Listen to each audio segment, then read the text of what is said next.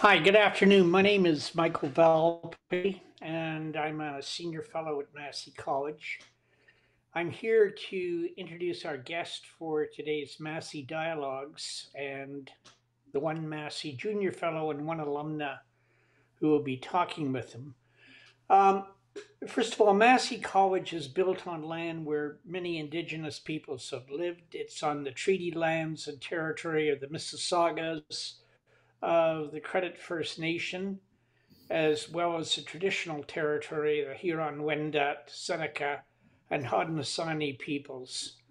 We want to acknowledge our duty of stewardship toward the land and the great privilege that we have to work in this land. Um, Tomorrow, as you know, is Remembrance Day, a special day to commemorate in our hearts and minds the many thousands of young Canadian men and women who have gone into combat in their country's name for more than a century. This year, we especially commemorate the 40,000 members of the Canadian Armed Forces who served in the Afghanistan mission between 2001 and 2014, in particular, the 158 who were killed in the line of duty. 18 of retired Corporal Tim Laidler's comrades lost their lives. Many more suffered debilitating post-traumatic stress disorder. A number have committed suicide, one as recently as a few weeks ago. Corporal Laidler served more than 12 years in the Canadian Armed Forces, beginning in 2002. He did a tour of duty in Afghanistan in 2008 as crew commander of a convoy escort group, gunner managing a remote weapons system, a mentor and weapons instructor provided by the Canadian military for training the Afghan National Army, and several other postings, and a member of the Protective Multinational Armed Services Support at Kandahar Airfield in southwestern Afghanistan. What I find particularly interesting in the career that Tim Laidler has followed since returning to Canada and leaving active military duty, he's devoted his life to helping servicemen and servicewomen transition out of the military into civilian life through counseling, education, and social supports. He returned to university and acquired a master's degree in counseling. He founded and is now executive director of the Veterans Transition Network. He's a senior member of the Institute for Veterans Education and Transition at University of BC, and quite understandably, he's been awarded the Queen's Diamond Jubilee Medal for his work.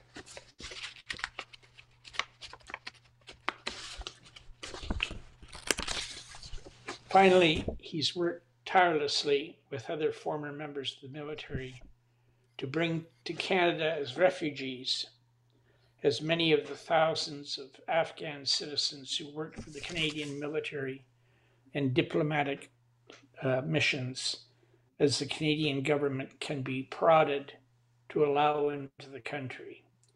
And we've reached him in the Arabian Peninsula nation of Qatar.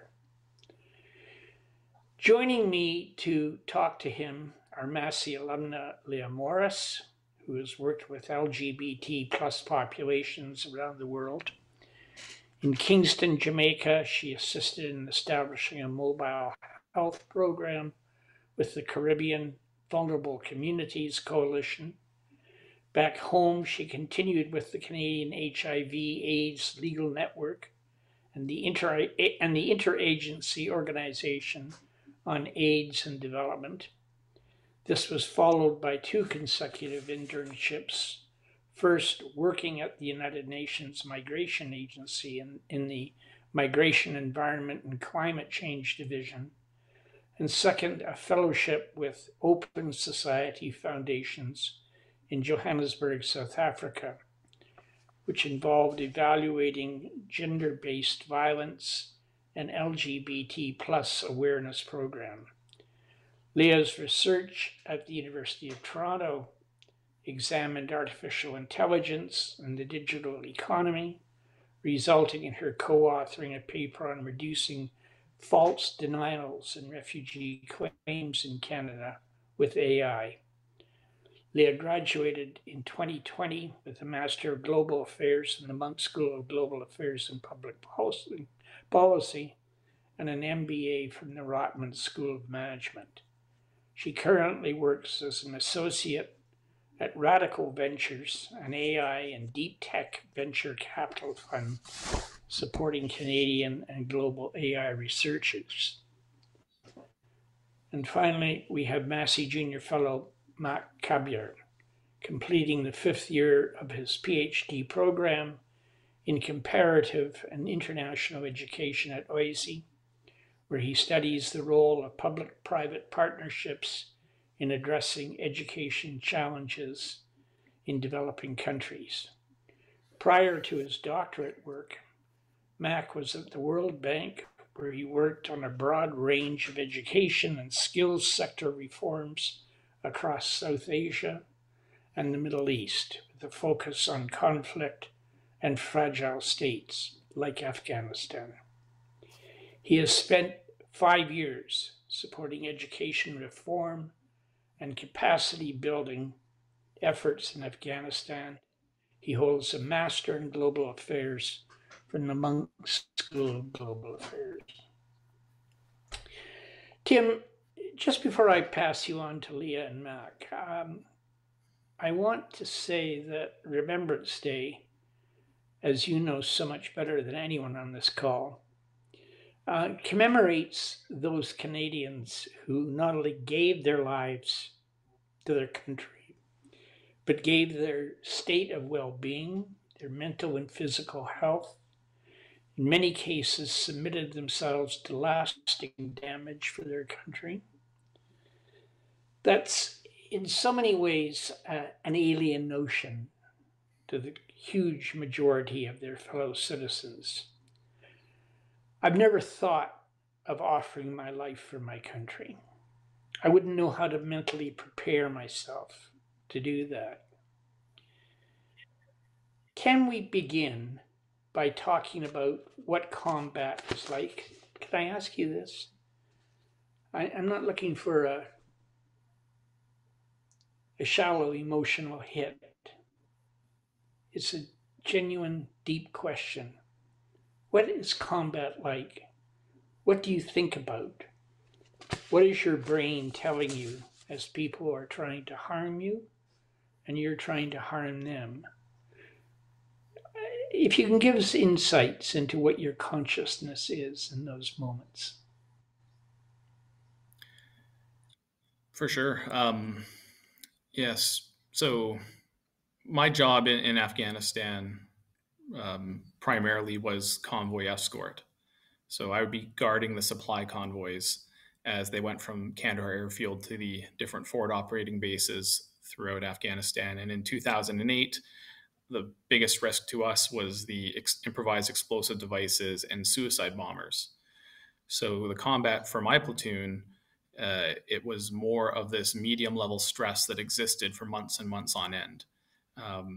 The way to cope with it and the way to survive is you would heighten all your senses to their peak potential, and you'd be looking at every person's face as you're driving through Kandahar city, trying to determine, is this somebody who's planning to cause you harm? You'd be looking for grooves in the roads. You'd be looking for cars that are weighted down irregularly to one side and riding low, because that might mean they're loaded with explosives. This is sometimes referred to as atmospherics. You're trying to pick up every piece of data possible through all your senses at the same time to determine where the threat and the danger might come. When you start off on the tour, people, as being new to country, they're often quite twitchy and they're a bit nervous of everything. And once you've been there for a while, you start to get into the groove and you start to know, here's a point going over top of a culvert, for example, where normally drainage water is going under that. That's an easy place for someone to put a few milk jugs full of explosives and blow you up. And you know you have to be watching for the wires coming out the sides. And at some points, you really have to go into your emotional self and just say, okay, here's a point where we're going to pause a convoy, dismount, put people out into a V formation, and sweep up to a place where we think there might be an improvised explosive device to try and check. Many of our convoys, we were close, narrowly missed by these IEDs. And also topical, I think they said at one point the ratio was for every IED that we would find on the road, the Afghan army were finding 5 to 6 on the road for us. Before our convoys would go through, we'd have our allies out there, local Afghans, young guys in their 20s, searching these ditches for us by hand, often without any technology or any support. And that emotional state of being so hyper vigilant, hyper aware, that I think has the deepest impact on us.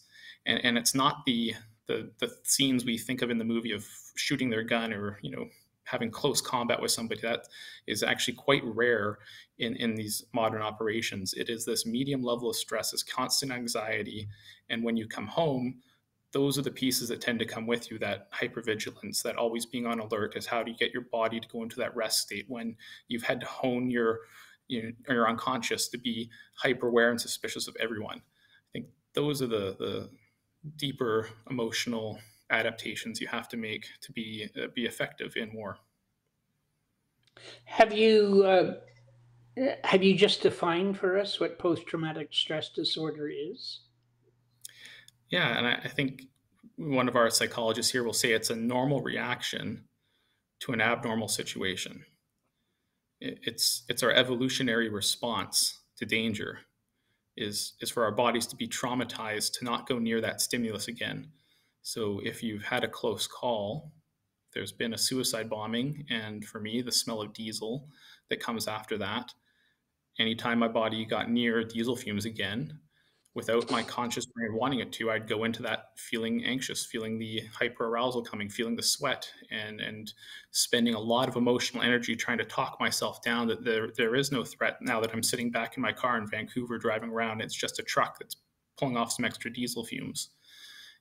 It's not sort of exciting or glorious. It's just this like annoying level of burning extra energy on something. And just a final question: what's led to the high incidence of suicide among veterans?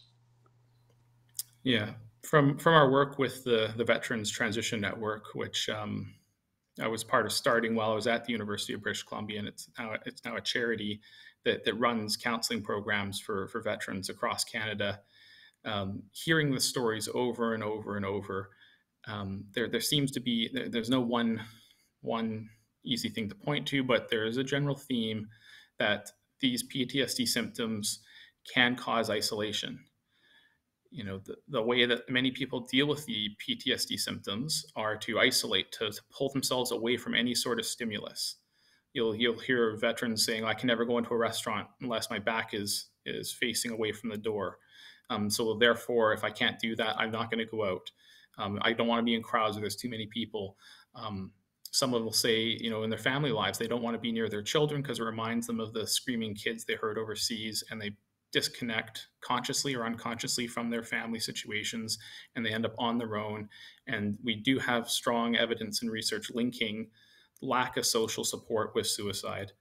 That is, I think, the crisis that's happened for many veterans as they've come back from these modern wars rather rapidly, flying on a plane with maybe a few days of decompression, and then going back out to small communities and not having any other veterans who they were overseas with around to talk through some of the experiences. And I do think that is as a factor in the suicides we're seeing today. Mm-hmm. Matt, do you want to take up the conversation from here? Thank you, Michael. And thank you, Tim, for joining us, and of course, for your service. I think it would be useful to situate this conversation in sort of recent events. Afghanistan has sort of faded from the top headlines, but the ball keeps on bouncing, and there's sort of a crisis that's unfolding and escalating that isn't getting a lot of attention.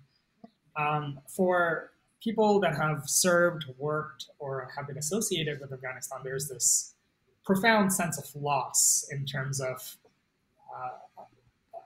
grief over sort of the institutions and the systems that have been built and the sort of the society that was there. I mean, from my experience, I was working on building out their education system. And while it wasn't perfect, we had a system where 9 million children were going to school, and then, teachers were being paid, and there was something in place that was built from scratch.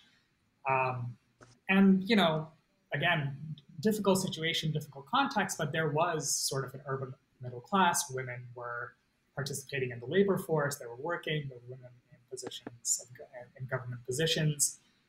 So this sudden disjuncture on August 15th was a shock, and it was even though looking back, people say that we saw it coming. It's still very difficult to digest, and so I'd love to sort of as this humanitarian crisis escalates, I'd love to get your reflections on sort of the state of events and where things are, and what you're hearing from the ground. For sure. Again, because of the work I've done with the Veterans Transition Network, and also the work I do at the University of British Columbia, running this institute, IVET, Institute for Veterans Education Transition, where we're seeing veterans after they finish the counseling program. They'll often want different careers, and they'll come see us at UBC, where we've made a veteran-friendly campus and have veterans going into classes specializing in international development. So all my career is surrounded by many of my colleagues and veterans who all have personal relationships, especially with the Afghan interpreters who they worked with overseas. And that's where we started hearing at the beginning of summer through our Afghan networks, through our friends, some of them who are here in Canada, saying, look, something bad is coming in Afghanistan. Our families are feeling a lot more afraid than they were previously.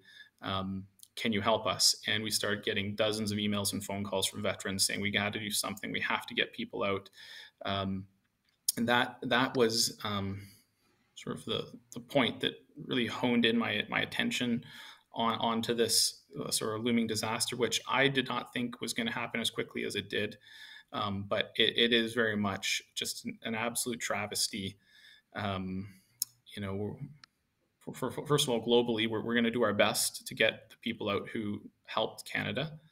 But beyond that, they said, we want to help vulnerable people in Afghanistan with the refugee program. I said, that's half the country now. That's all the women.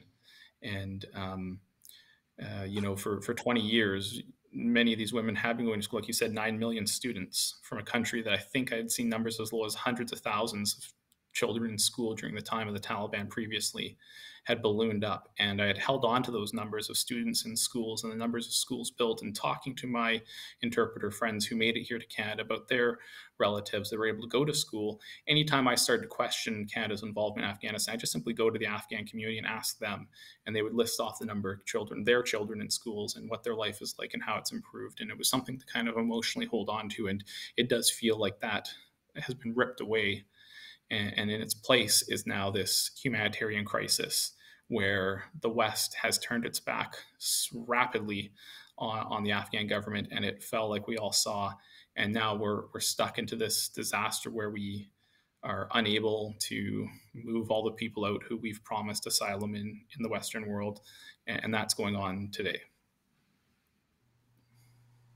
No, absolutely. And I can relate to that sense of just grief in terms of what could have been and sort of the way it has unfolded. Before we sort of move on, I'd like to touch on sort of the link between our security and development, right? It's you can't have one without the other, and it's sort of, they're two pillars that support the same mission. And I think our security services and our military had sort of created the enabling conditions for this civil society to thrive. And I was wondering if you could speak to sort of your experiences and your views as to the role development played in security and sort of the connection between the two. Yeah, no, I think it's an extremely important point that you bring up, and that interplay between the two. Many times when I've come back from Afghanistan and being at the university, people would challenge and want to come up and sort of debate and say, should have Canada even gone to Afghanistan, or what's the point? And I'd always sort of push back saying, well, do you know what Canada's mission in Afghanistan was? And many people don't actually have that clear in their minds. So the best thing I can offer to anyone trying to wrestle with this right now is the name of our mission that I was under was ISAF. That was the NATO mission, the International Security Assistance Force. So we were there to provide security as the Canadian forces so redevelopment could take place. And another number that I also like to point out is the number of civilians and NGOs that were right alongside the Canadian forces in Kandahar airfield. So of that airfield, when I was there in 2008, there was almost 30,000 people living on the airfield. Outside the wire, there was only a handful of nations: Canada, US, UK, the Dutch. Every other nation, every other European nation that was there was on the airfield itself, taking part in trying to support reconstruction efforts. So when we talk about drawing down the military support and the military security, with it left all the NGOs that could no longer operate in many of these regions. And in Kabul, for example, when the Americans pulled out this summer, it wasn't just an American pullout of military support. It was pulling out of all different expat communities from the contractors that were maintaining the Afghan Air Force's planes. There were civilian contractors there at Bagram Air Base. When Bagram Air Base closed, I think it was number 1,600 of them left the airfield, leaving the Afghan Air Force basically useless. And on top of that, all the education supports, all this sort of international aid, all that money, that all left with the military when the pullout happened. So politically, south of the border, they were really keen to pull out the military. But I think what people don't realize is when the military and the security left, so did so much of our civil society supports, because there wasn't the same security presence. And that's the catastrophe we have now, where the aid and the need is there. There's still a drought in Afghanistan, and yet there isn't the same footprint of people, of professionals like yourself, who could be in country doing that critical work, because we've lost the military. And that, I think, is one of the ultimate betrayals. It's not just a military pullout, it is a complete pullout of international aid and support. And we see media headlines now of people saying we're going to put back in X billions of dollars. But right now we don't have mechanisms to actually do that effectively. So that's the crisis that's happened. No, absolutely. I mean, just yesterday I read a little sort of glimmer of good news where I think UNICEF is going to take over the payments to teachers in Afghanistan. So we are sort of working on a way to keep sort of their social services afloat. And so I think it's incremental in nature, but hopefully sort of the supports on this humanitarian crisis are in place as we move forward. But I would like to touch on sort of something you'd mentioned and Canada's obligations to the Afghans that were partners that had served shoulder to shoulder with us, and the notion that they feel abandoned and what we owe them and what the Canadian government needs to do going forward. So we'd love to sort of get your thoughts on that. Yeah, absolutely. It's so important that we support the people who supported us. From a moral level, they deserve it. We've the Prime Minister has said Afghans with a significant and enduring relationship to Canada, whether it's through the military mission or NGOs or the government itself, they deserve to come to Canada. So we've made that promise. We've fallen extremely short in being successful getting that group of people out and actually to Canada. So that's the first phase. The second larger aspect, as Canadians here, as Canada in our foreign policy, this is a defining moment for us. And for my friends who are still serving in the military, if they're going to be asked to go to another conflict zone like Afghanistan and go meet with interpreters and ask locals to trust them and work with them, If we get this wrong on the pullout from Afghanistan, those locals are going to be a lot less likely to want to help Canada. And instead, they're going to prefer to take their services over to the Americans or other countries who have moved out tens of thousands of people to date. And that is a serious, I think, serious risk that we don't realize that in this day and age, people in developing worlds are watching the same media as us. They're seeing the same stories. They're seeing the same images of the desperate Afghans clinging to the planes as they're taking off. And we need to step into that space and get this one right so that we can continue to have this international reputation that I think Canadians want to believe that we are with, this great military as peacekeepers and very generous on our refugee programs and social supports. We can't afford to fumble this one, because that, I think, will actually damage our reputation into the long term, way more than we maybe give it credit for. Couldn't agree more. I think this is such an opportunity for Canada to step up in the global community and show leadership on this issue. And so there's, I will acknowledge that a lot has been done, but there's more work to do. With that, let me hand it over to Leah. Thank you, Tim. Thank you. Thank you, Mac. So thanks, Tim, for joining us, first of all, and thank you for your service. I want to touch on what Michael had us reflect on in the beginning, and I'd like to shift the conversation to the personal impact that Afghanistan and conflicts such as Afghanistan have on soldiers. And I know you've spoken a lot about PTSD, post-traumatic stress disorder, and it's one you mentioned earlier, the horrific situations and immediate danger that causes PTSD. You also talked about lack of social support on return, but I'd also like to get your thoughts on what other causes are and what can be done at the time as opposed to when we return to prevent PTSD. Yeah.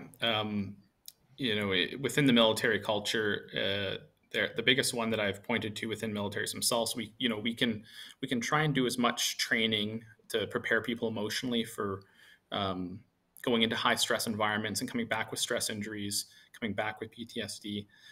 But at a certain point, it's like getting a burn. No matter how much you prepare your skin for getting burned, if you're exposed to a fire or heat long enough, you're going to get burned. And I do think trauma and stress is the same way. There is a cumulative effect to it. And there's been lots of literature written about this, the impacts of prolonged exposure to trauma.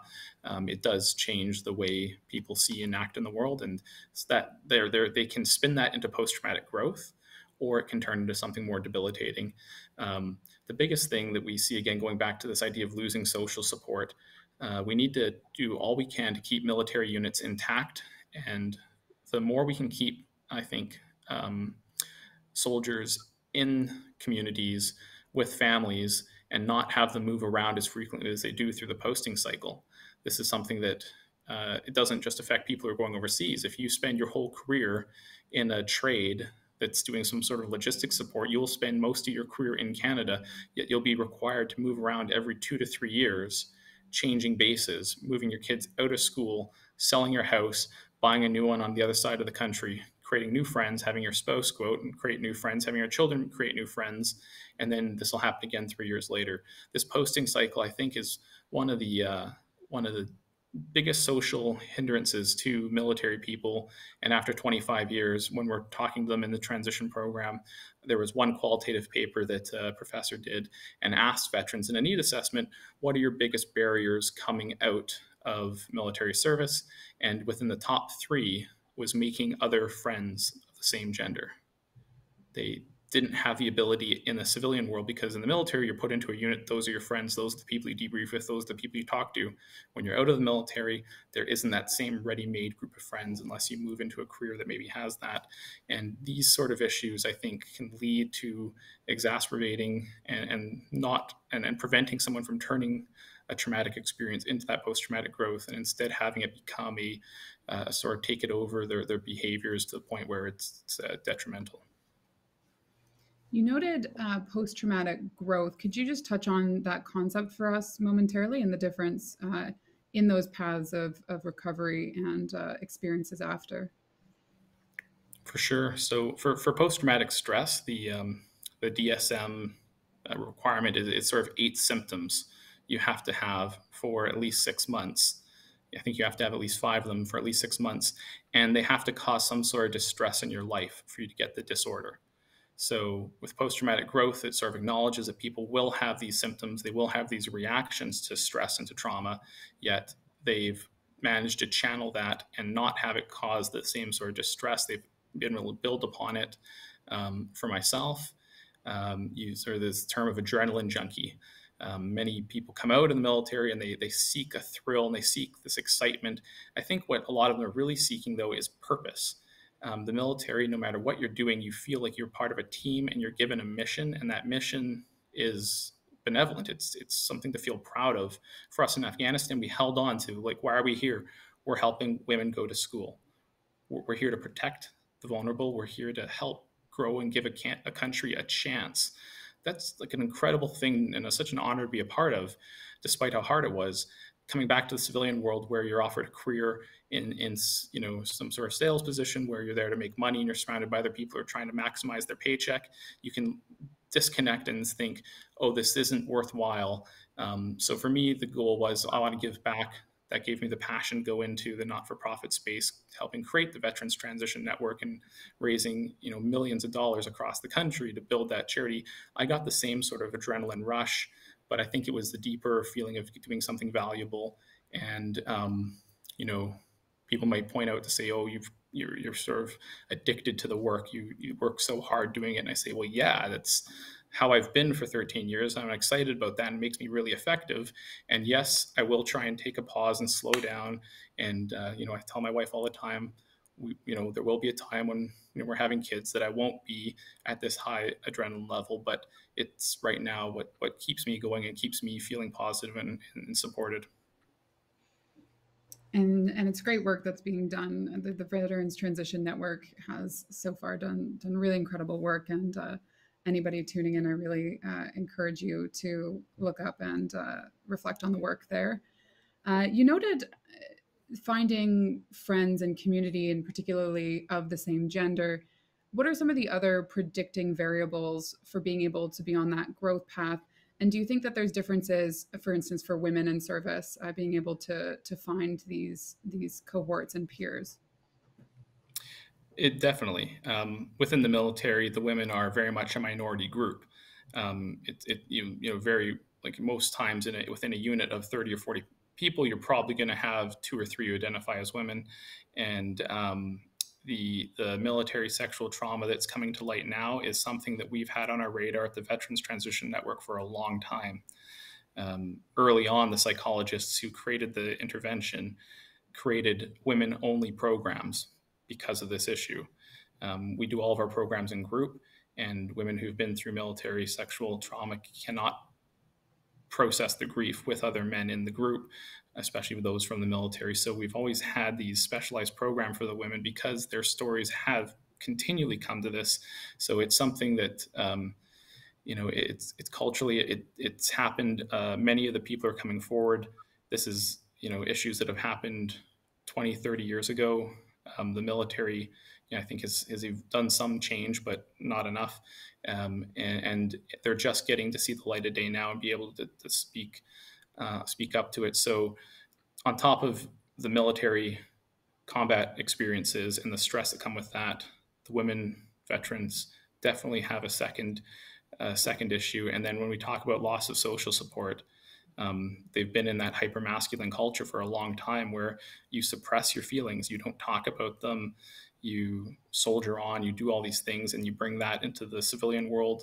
And for them, the same thing. It can be very challenging to find friends of the same gender, because I think if you look at the actual gender constructs, they're more hypermasculine in a lot of ways than anyone else. So double, if not triply challenging for women veterans is what we've seen for sure. Yeah, I've heard that. And what do you think should be done in the future from both the Canadian public, the Canadian government, as well as the armed forces themselves to address this masculine culture? What do you think is some of the steps forward in the future? Yeah, the one I've got right in my crosshairs that I mentioned is this posting cycle, right? They ask women, they're trying to do a recruitment drive. They want to have, I think they want to try and get the number of women in the military up to 25% or something. They have a percentage goal. And they talk to women to say, why would you not consider a career in the military? They'd have the same reasons as the men, but then you say, oh, well, what about moving your entire family's house every 3 years and pulling your kids in and out of school and doing, and they say, whoa, whoa, whoa. Like, that's a non-starter. I'm not interested in doing that. And why would we do that? What's the goal of doing that? And people, you get different answers. Well, we have to have the military ready to be mobile. We can't have them all settled down in one place in case we have to deploy them overseas. And I think that's an old school requirement. I think we can have militaries now that exist in one community and they spend the entire career there and build an entire social support network. They make connections in the private sector. After they finish their 20 or 25 years, they can more easily transition into careers and have friends and family. I think that's one thing that'll recruit a lot more women into the military and create a healthier military if we end this or seriously curtail this posting cycle. But that's just my humble opinion as a retired corporal on this issue. Thank you, Tim. Just one last question as we come to the end here, and I pass it back. Remembrance Day being tomorrow, what would you like the public to think about and do with the incredible weight of all that's happened for both sides and all people that have been involved in this conflict and other conflicts? What would you like to see or have people think about tomorrow? Yeah, I think it's the hardest thing for our veterans ourselves even to do, but like I plead with Canadians to try and enjoy your life, like try and be happy, as simple as that is. We're standing on the shoulders of giants, from the World War I, World War II, Korean veterans, all the soldiers who served in Bosnia and all those conflicts. We did it for a reason. Michael at the beginning asked about, signing up and putting your life on the line, serving your country. And that's what every single member, say, of the Canadian Forces does, whether they go overseas or not. They sign this blank check that includes everything up to and including their life. It's the only career where you can be ordered to die. You can be ordered to go into that machine gun nest. We can be ordered to drive through a minefield and risk our lives. And we do it for the people we're trying to help in other countries, but at the end of the day, we're doing it for Canada. We want this country to be a great place to raise a family, to live, and enjoy life. It's appropriate on Remembrance Day, and veterans do this all the time. It's very somber. It's very serious, and we reflect right up until the ceremony happens. At the end of the ceremony, you take off your poppy, and then it becomes quite a celebration, quite a time to reconnect over a few drinks, often with some friends. And I think Canadians can participate in that too. It's not necessary to be somber and sad the whole day. Go out and appreciate a walk in the park or whatever we have in this country that you enjoy doing. Do that and just be thankful and try your best and lead by example for all the veterans who are hurting and suffering, who want to see people appreciate what we've all done here together to fight for, to make Canada. Thank you. Thank you so much, Tim, for all that you've done and the incredible work that you continue to do. I'll pass it back to Michael to close it out. Thank you. Tim, did you ever question in your 12 years in the military whether it was worthwhile, whether there was purpose? Yeah, definitely. And what did you conclude? It's one of the tougher ones. It's knowing some of the families of the fallen, the families that now grow up, the children that grow up not having a father or a mother, brothers and sisters who've lost their siblings, parents who've watched their kids die before them. I understand it's an illogical position to take, but for an individual family, the sacrifice they have, the amount of emotional sacrifice they make, losing a member of their family, almost no mission in the world is worth that on the individual level. Globally, I think it's necessary. We have to do this work. It's super important. was glad to do it. If I had died, I don't know if the sacrifice would have been worth it for my family. And there's just this contradiction. I think no family would say, okay, yep, you know what? If they knew for sure that their son or daughter was going to die, I don't think any family says, okay, yep, that's worth it. I'm going to sacrifice them for the good of the nation. Instead, we just all roll the dice and don't believe that it's going to be us. And for us, fortunate enough to have survived, we appreciate it. We talk about the service of veterans on Remembrance Day. We also acknowledge now it's the entire family that serves, and the entire extended family that grieves if someone does lose their life, and those families continue to grieve to this day. And as much as we can include those families of the fallen in our appreciation and thinking of their children growing up, and I know there's programs that pay for their schooling and scholarship, and it'd be nice to see civil society start offering jobs to children who've had parents die in conflict. Just like they do for many veterans, because the amount that child has had to pay, it doesn't compare to so many others. In your conversation with Leah, you mentioned the phenomenon of hypermasculinity, and you linked it to post-traumatic stress disorder. What's the link? And what's the, I don't know whether solution is the right word, but you know where I'm going. What can you do to address this issue of hypermasculinity and post-traumatic stress disorder? Yeah, it's the crux of one of the major issues that in order to be effective in combat, you do need to suppress your emotions. You do need to bottle your feelings up inside and push through those minefields and drive over those culverts. And you can't have the same emotional fear response that is natural. So we need that one trait of hypermasculinity, of that emotional repression. And then, if you do feel fear, if it does get the best of you, in a way, you channel that into anger and you charge in and you get mad. And that can allow you to act as you need to in a military context. I think where does damage, they come back and they're in a situation where it's appropriate to be emotional. It's appropriate to weep. It's appropriate to grieve at a funeral, and they don't have the light switch to turn it back on.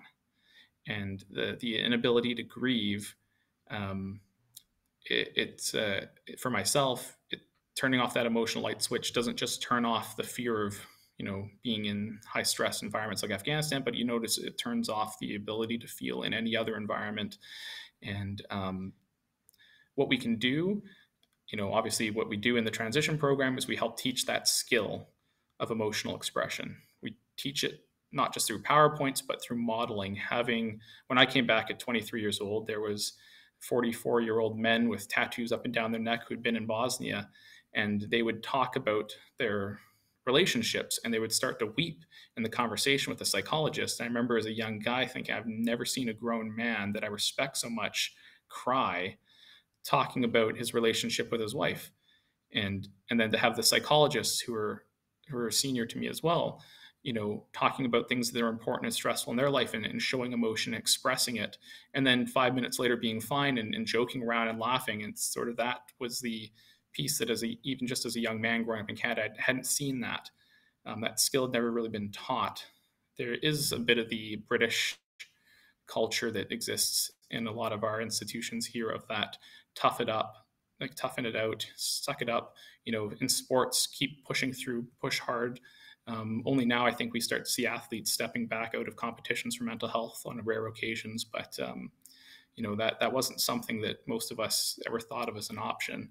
And I think continuing to be open to that idea of emotions are skills, and we need to practice them, and children need to be taught about them. And I know that we have the theory, and I work in the Faculty of Education at UBC, so I see everybody's there. We understand what we need to do. It's just about following through now and changing that culture within our own country, I think would help a lot. Have you learned how to deal with it? Yeah, definitely. It's not perfect, but it's I think that's why I had a successful transition into these great careers and can do all this work, is because I've learned how to take a knee when I need to, and how to let and talk it through when something is affecting me now. And that's the only way I can keep going and keep pushing forward every day, is by taking those mental health days and talking it out with friends and with my family, and with a psychologist. Is we all say, it's the answer is quite right in front of us. We have counseling, and it does actually work. You might have to find the right counselor. You may have had a bad experience once or twice, but keep trying. You'll find somebody who you work really well with, and go to the gym and try it on your own, or hire a professional that can help you, perfect that emotional brain muscle. I just want to end on our first conversation that you and I had. And you asked me when we first talked if I knew anyone with $750,000 who could rent a plane for you to bring more Afghan refugees to Canada. How many people, what numbers are we talking about? How many people who have worked with the Canadian military, Canadian diplomatic mission, NGOs, do you estimate qualify for Canadian refugee service status, but have yet to get approval from Ottawa for visas? And why are they still waiting? So there's a coalition of organizations partnered up with the Veterans Transition Network on this project. We're in contact with over 10,000 people who have a relationship with the Canadian government, from NGO staff to interpreters to their families. Of those 10,000, we have 3,400 who have the approval from the Canadian government to come to Canada, yet they're stuck in Afghanistan because there is no way out at this moment for flights or for road moves into neighboring countries. So the ask for $750,000 for a charter plane is something the Americans are doing, and moving their people out into third countries to finish off their visa process. We know right now we have 3,400 people approved to come to Canada, and we're trying to find ways to get them out. Beyond that, if we get the remaining 10,000 approved from Ottawa, that would be a huge emotional win for not just veterans, but for Canadians, that we can at least depart with some dignity from a country that we've invested so much into over the last 20 years. Are you yelling at Ottawa? Yes, we were in the Globe and Mail again this week. We're yelling, and they hear us and they talk to us, and it's stuck, I think, between a few different departments and some policies that are there by precedent. But the military side and all of us and the retired generals who are on our team are saying, that's it, enough's enough. We need someone to take charge of this thing and make new policies and get this mission complete. Mm-hmm. I don't think this has come up for the time we've been talking, but you're in Qatar at the moment to bring back a group of refugees. How many are you shepherding back to Canada? So spread out throughout the Middle East are dozens of refugees with their families in a number of different camps, and all in a different level of approved status. So as much as we can do on the raising the money and the high level work, yesterday I had to buy a MacBook Pro laptop charger and drive it to one of the camps because the family there have no SIM card for their cell phones that they're not allowed to go to the camp to buy. And his lifeline for filling out IRCC paperwork is his laptop, which, when his power charger blew up, cut off his ability to do his paperwork. So went there and dropped it off, and we'll go take a SIM card to someone else tomorrow. It's just going to be like this for a while, trying to get the paperwork sorted out. So thank you for everything. Thank you for your service to us, to our country. Just thanks.